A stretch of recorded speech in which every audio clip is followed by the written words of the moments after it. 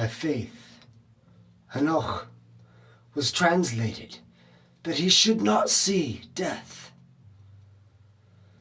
and was not found, because Elohim had translated him. For before his translation, he had this testimony, that he pleased Elohim. But without faith, it is impossible to please him. For he that comes to Elohim must believe that he is,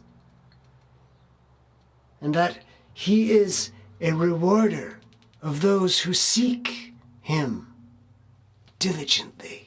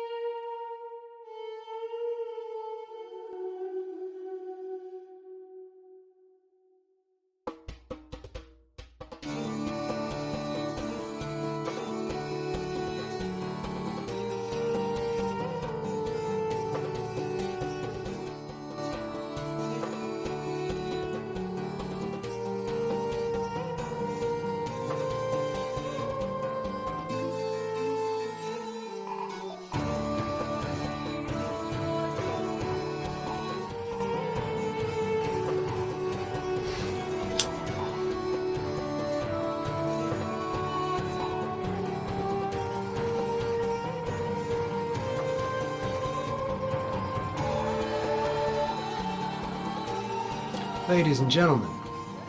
Okay, stop the music. Boys and girls, my brothers and sisters. Hope you're doing well out there. Welcome to another episode of Let There Be Light. Now, on today's episode, by the way, my name's Brian, if you're new. We are continuing our series of Hanok, Enoch. We've been talking a lot about dirty little angels that corrupted mankind after they were sent forth to teach righteousness.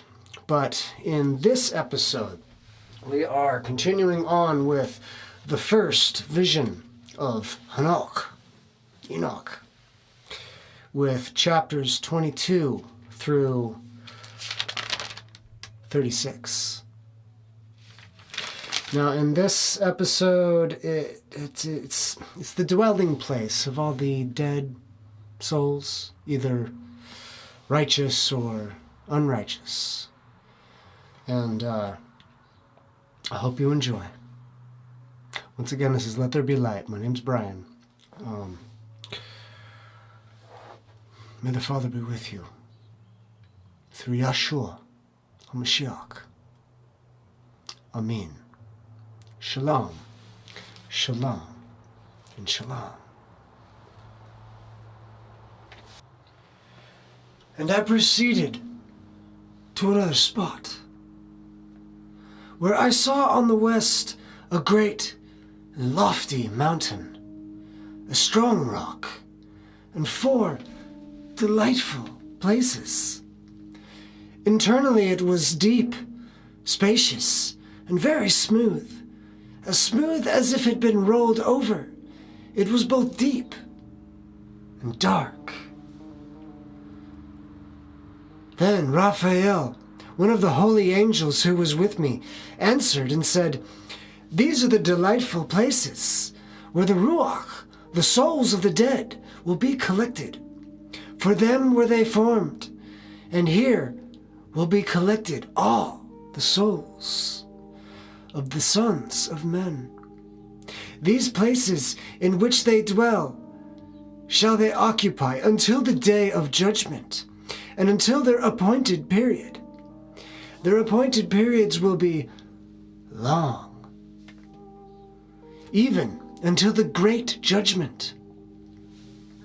And I saw the Ruach of the sons of men who were dead, and their voices reached the heavens. And they were accusing Then I acquired Raphael, an angel who was with me, and said, "Whose ruach is that?" The voice of which reaches the heavens, accuses. And he answered, saying, "This is the ruach of Hevel." So, when we're reading the Sefer here, they like to use sort of a Hebrew, if you will, dialect. So, Hevel, if you can't pick it up, it's Abel. Anyways, moving on. This is the ruach of Hevel, who was slain by Cain, his brother, and who will accuse that brother until his seed be destroyed from the face of the earth, until his seed perish from the seed of mankind. At that time, therefore, I inquired respecting him, and respecting the general judgment, saying, "Why is one separated from another?" He answered, "These three separations have been made between the ruachs of the dead, and thus have the ruach of the righteous been separated, namely by a chasm, by water, and by light above it. And in the same way, likewise are sinners separated when they die, and are buried in the earth, judgment not overtaking them in their lifetime. Here, their souls are separated.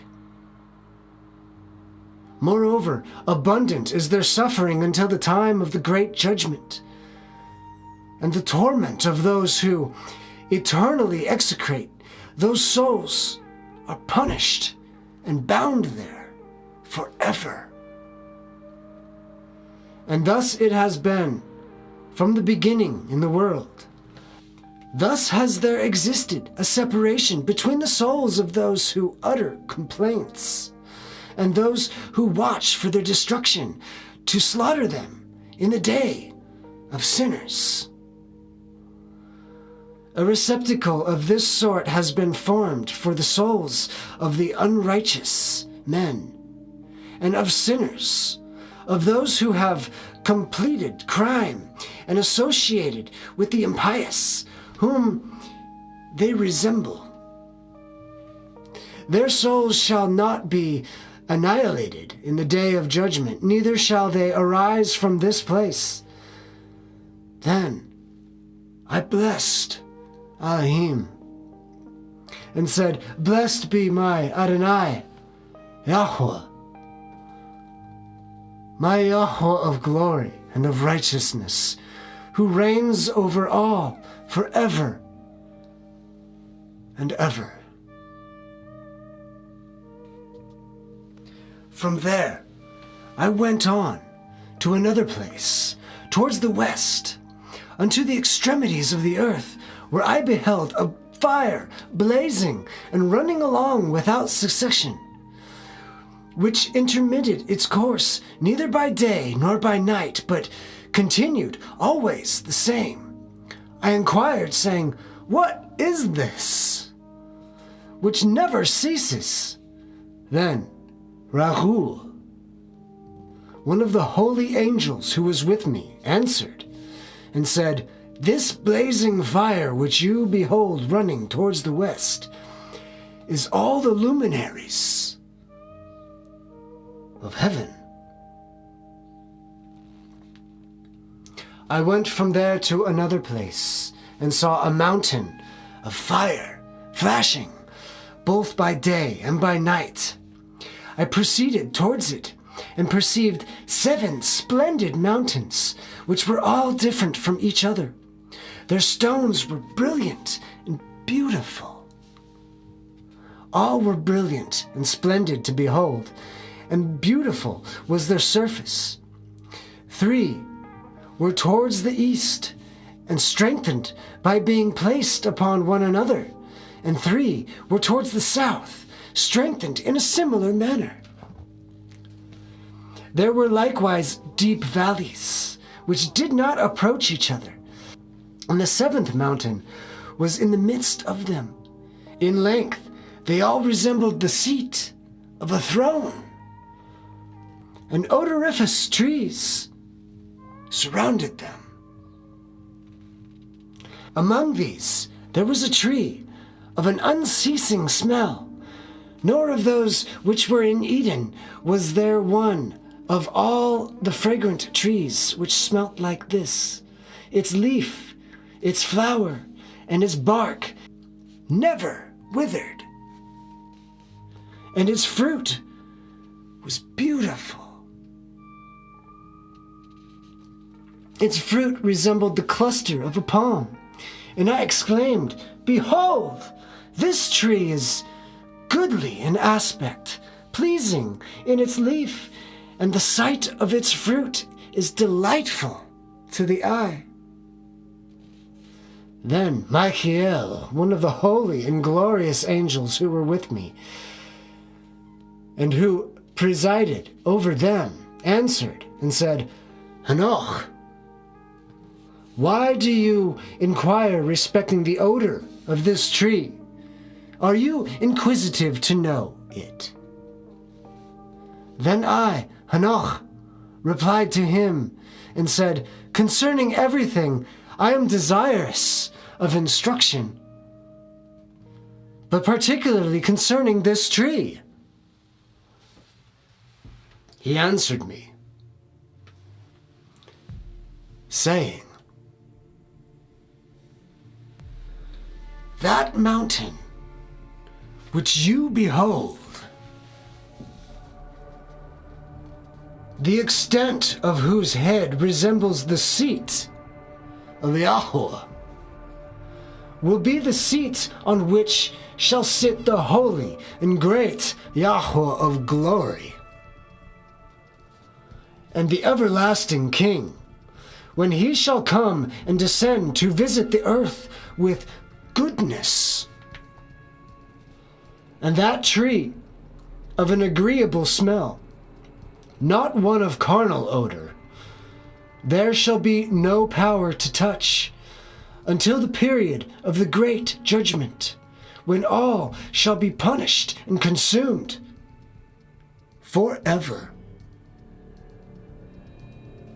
This shall be bestowed on the righteous and the humble. The fruit of the tree shall be given to the elect, for towards the north life shall be planted in the holy place, towards the habitation of the everlasting King. Then shall they greatly rejoice and exult in the Holy One. The sweet odor shall enter into their bones, and they shall live a long life on earth, as your forefathers have lived. Neither in their days shall sorrow, distress, trouble, and punishment ever afflict them. And I blessed Yahshua, Yahshua of glory, and the everlasting King, because he has prepared this tree for the Kodashim, the saints, formed it and declared that he would give it to them. From there, I proceeded on to the middle of the earth and beheld a happy spot, which contained branches continually sprouting from trees which were planted in it. There I saw a holy mountain, and underneath it water on the eastern side, which flowed towards the south. I saw also on the east another mountain as high as that, and between them were deep, but not wide valleys. Water ran towards the mountain to the west of this, and underneath there was likewise another mountain. There was a valley, but not a wide one. Below it, and in the midst of them, were other deep and dry valleys towards the extremities of 3. All these valleys, which were deep, but not wide, consisted of a strong rock, with a tree which was planted in them. And I wondered at the rock and at the valleys, being extremely suppressed. Then I said, what means this blessed land?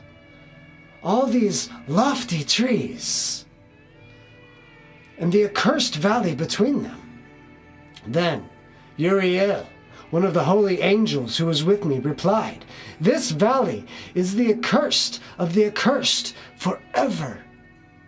Here they be collected, all who utter with their mouths unbecoming language against Elohim, and speak harsh things of his glory. Here they be collected. Here shall be their territory. In the latter days an example of judgment shall be made of them in righteousness before the Kodashim, while those who have received mercy shall forever in their days bless Elohim and the everlasting King. And at the period of the judgment shall they bless him for his mercy, and he has distributed it to them. Then I blessed Elohim, addressing myself to him and making mention, as was met, of his greatness. From there, I proceeded towards the east, to the middle of the mountain, in the desert, the level surface only of which I perceived. It was full of trees, of the seed alluded to, and the water leapt down upon it. There appeared a cataract, composed as of many cataracts, both towards the west and towards the east. Upon one side were trees, upon the other water and dew. Then I went to another place from the desert, towards the east of that mountain which I had approached. There I beheld trees of judgment, particularly the sweet-smelling opiate, frankincense, and myrrh, and the trees unlike to each other. And over it, above them, was the elevation of the eastern mountain at no great distance. I likewise saw another place with valleys of water, which never wasted, where I perceived a goodly tree, which in smell resembled a majestic tree. And towards the sides of these valleys I perceived cinnamon of sweet odor. Over them I advanced towards the east. Then I beheld another mountain containing trees from which water flowed like nectar. In the same was styrax and galbanum. And upon this mountain I beheld another mountain, upon which were trees of alva. These trees were full, like almond trees, and strong, and when they produced fruit, it was splendor, splendor to all redolence.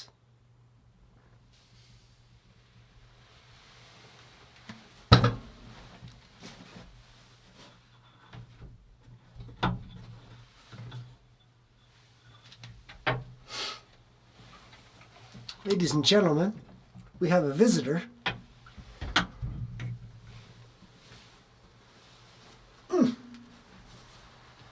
This is a Mr. Jinx. He's a little skittish. Hey, what's going on? How you doing? He's gonna get out of here. Go. Go hunt. Go kill them pesky little rats. We have chickens too. And anybody who has chickens know that sometimes you get rats. So to have a spunky little cat kind of helps out. He's been around for a while. He knows what to do. Where were we? Chapter 31. I hope you're enjoying so far. This is quite the ride we're going on. A few chapters left. After these things, I surveyed the entrances of the north. Above the mountains, I perceived 7 mountains replete with pure nard, odoriferous trees, cinnamon, and cypress. From there, I passed on above the summits of those mountains to some distance eastward, and went over the Etherian Sea. And when I was advanced far beyond it, I passed along above the angel Zatel, and arrived at the garden of righteousness. In this garden I beheld, among other trees, some which were numerous and large, and which flourished there. Their fragrance was agreeable and powerful, and their appearance both varied and elegant. The tree of knowledge also was there, of which if anyone eats, he becomes endowed with great wisdom.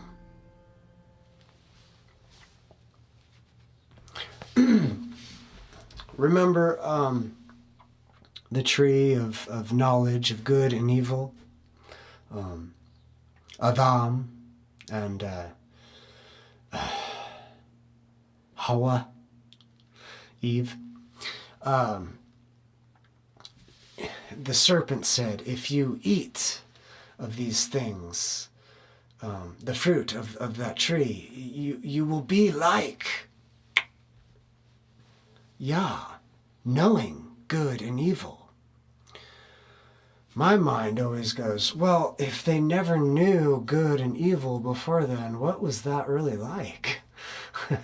Just oblivious and blissful?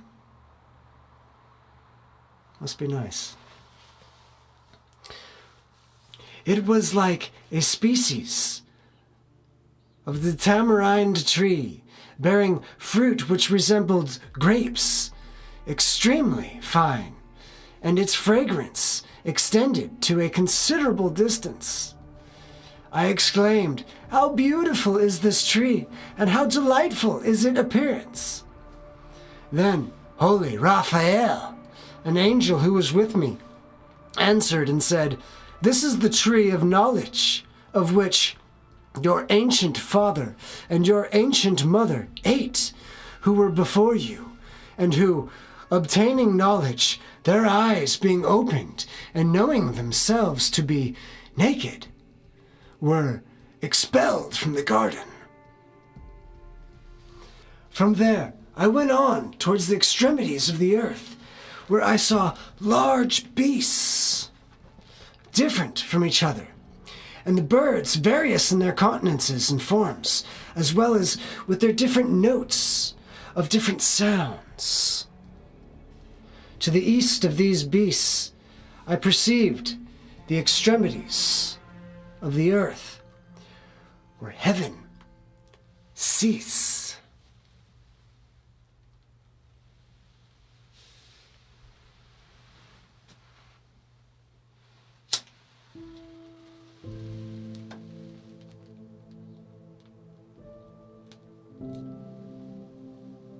The gates of heaven stood open.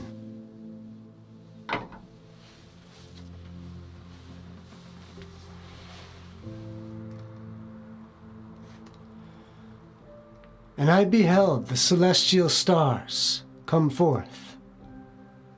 I numbered them as they proceeded out of the gate. I wrote them all down as they came out, one by one, according to their number. I wrote down their names all together, their times and their season, as the angel Uriel, who was with me, pointed them out to me. He showed them all to me, and I wrote them down. He also wrote down for me their names, their regulations, and their operations.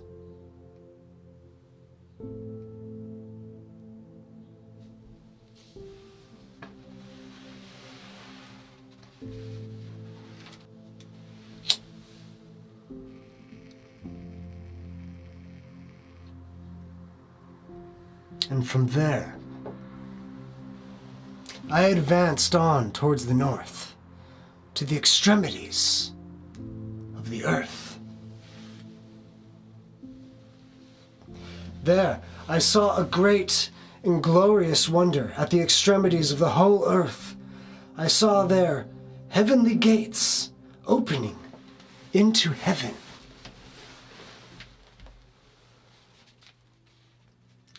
Three of them distinctly separated. The northern winds proceeded from them, blowing cold, hail, frost, snow, dew, and rain. From one of the gates, they blew mildly, but when they blew from the two, it was with violence and force. They blew over the earth strongly. From there, I went to the extremities of the world, westwards, where I perceived three gates open, as I had seen in the north, the gates and the passages through them being of equal magnitude.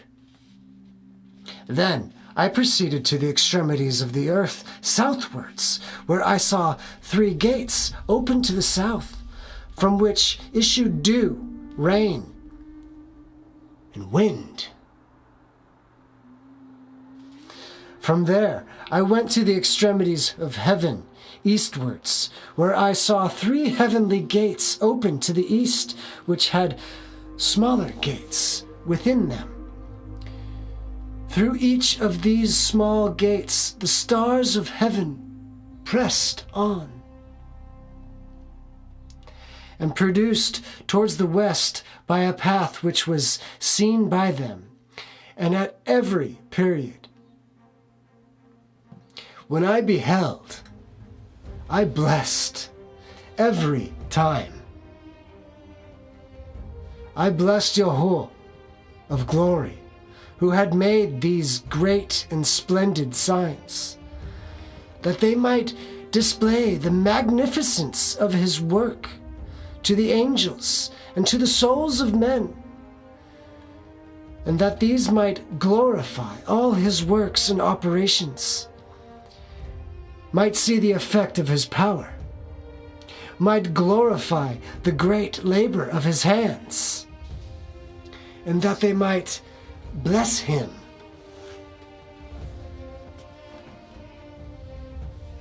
forever.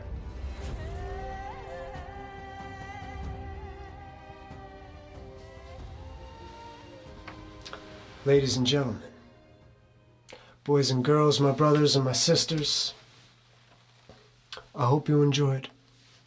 That concludes the first vision of Hanok, Enoch. You have a blessed night.